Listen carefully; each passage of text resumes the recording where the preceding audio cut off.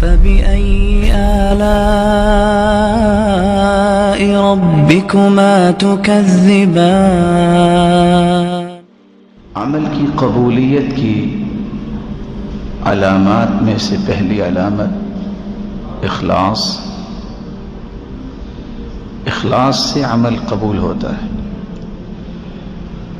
مالک ابن دینار کہا کرتے تھے کہ عمل کی قبولیت کی ایک یہ بھی علامت ہے کہ انسان کے اندر ادب و آداب آ جائے، بڑے کو ملنے کا ادب اور چھوٹے سے شفقت کرنے کا ادب، بات سننے کا ادب، کھانا کھانے کا ادب، انسان کی زندگی میں تغیر آ جانا، یہ اس کے عمل کی قبولیت کی نشانی ہے۔ من علامت قبول العمل ان یکون بالادب۔ اور تیسری نشانی عمل کی قبولیت کی یہ ہے کہ انسان نے جو عمل کیا ہوتا ہے قبول ہونے کے بعد اس سے بھی بڑھ چڑھ کی کوشش کرتا ہے کہ میں نے یہ عمل کرنا ہے۔ قرآن مجید میں اللہ تعالیٰ نے اس کی مختلف مثالیں پیش کی ہیں۔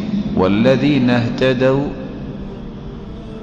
ھدی، جس کو اللہ تعالیٰ ہدایت دے دے، والذین اہتدوا زادہم ھدی وآتاہم تقواہم، ہدایت یافتہ جو بن جاتے ہیں وہ ہمیشہ اپنے سفر کو جاری رکھتے ہیں اور تقوی کی طرف سفر کر رہے ہوتے ہیں۔